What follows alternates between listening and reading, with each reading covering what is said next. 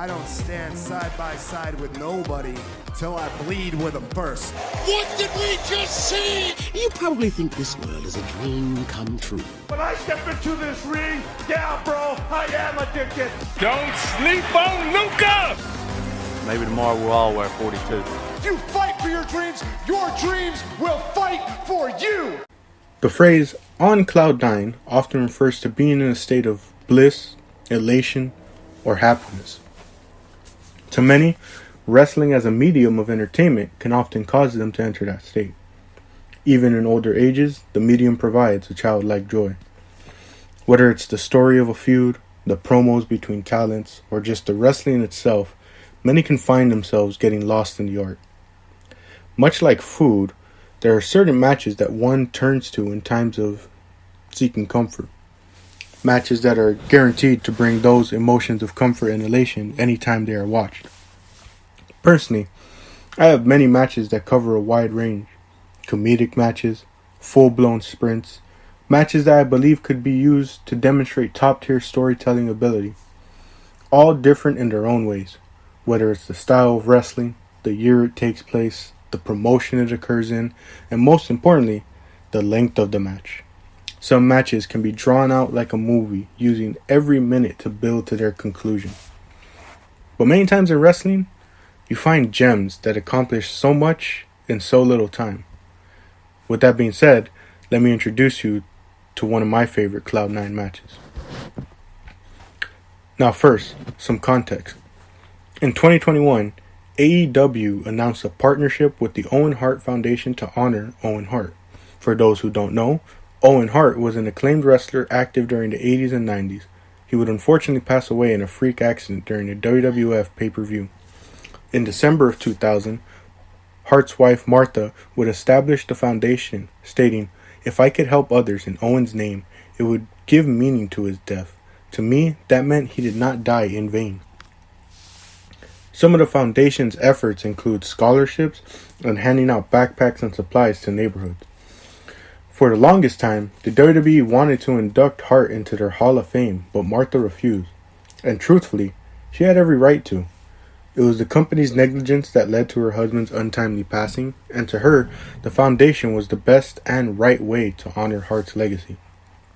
It is because of this that it was a surprise, but a welcome one, that AEW and Martha formed a partnership for Owen.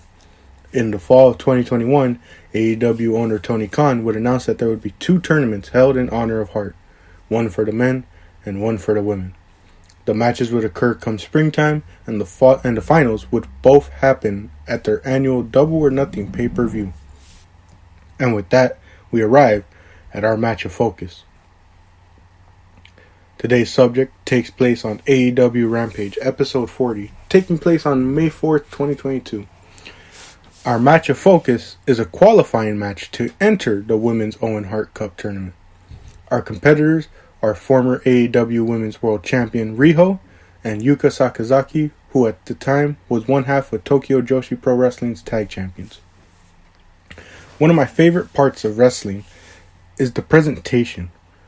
Wrestlers need to present themselves in a manner that stands out, differentiates them from the rest of the pack, and this can be accomplished in many ways, both simple and extravagant or over the top. Riho, for example, is making her return to AEW after a couple months away, and she returns with a change in gear.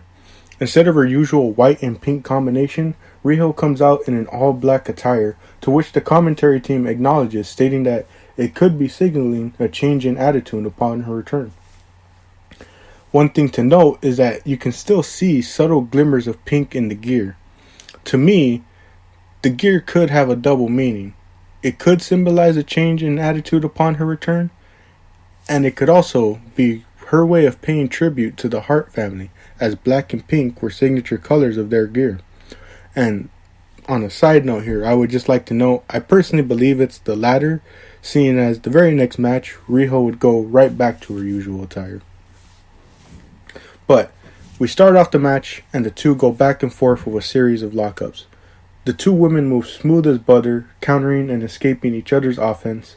Riho gets a huge rise out of the crowd as she bridges out of Yuka's pinning attempt. Riho hits a big splash on Yuka for a close 2, and despite the two not showing up consistently on AEW and being foreign competitors, the two still have such a unique connection with the crowd. The crowd begins to chant for Riho, and they applaud regularly for her and Yuka's unique dueling offenses. And this is exemplified when Yuka hits a cannonball splash to the roar of the crowd. Riho escaping Yuka's leg lock gets a good pop from the crowd as well. Yuka attempts a magical splash, but Riho gets her knees up. She's slow to get up though, as her defense method comes at the expense of further hurting the knee that Yuka has been working over throughout the match. Riho attempts to hit a knee strike, but Yuka counters. The two go back and forth with reversals into pins before Riho hits a huge knee strike, but only for 2. As the two fight on the top turnbuckle, Yuka hits a huge faceplant off the top to Riho. Riho gets a close roll-up for 2 after some more offense. The two then square off in the middle, trading forearm strikes. As Yuka begins to gain the advantage, Riho slips under and rolls Yuka up for the win. Admittedly, this is a very simplistic match. Just 2 women going back and forth with a ton of good wrestling and a mini story of Riho's knee being a wild card in the second half. The fans have a good time watching and are torn between the two as they very much enjoy both competitors. And to me, that is what makes this match so great and the reason I classify it as a Cloud9 type match. It's something that I can put on at a moment's notice. It's enjoyable and easily digestible. One of the biggest things that the wrestling community gets wrong when it comes to exposing non-fans to wrestling is their match selection. Our matches like Walter versus Ilya Dragunov, Sami Zayn versus Shinsuke Nakamura, Utami versus Shuri, and Swerve in Our Glory versus The Acclaimed, great matches that could convince somebody to watch more wrestling? Yeah, most definitely. But you don't start with them right off the bat. Since they are new to wrestling, they aren't going to understand all the tropes and high points of a match. They aren't going to know how satisfying it is to see Dragunov finally submit Walter. How sad it is to see Zayn leave NXT. How much of a feel-good moment it is to see the Acclaimed win those championships to such a huge pop. And most importantly, when you're trying to change their opinion on the sport, you need something to catch them right off the bat. The 4 matches I listed are great, but they take time to build to their peak. As wrestling fans, we're more than willing to wait, you know? But a match like Riho versus Yuka has just enough to not only gain their attention, but leave them saying, that's all? And from there, you have them in the palm of your hand, ready to share the countless options.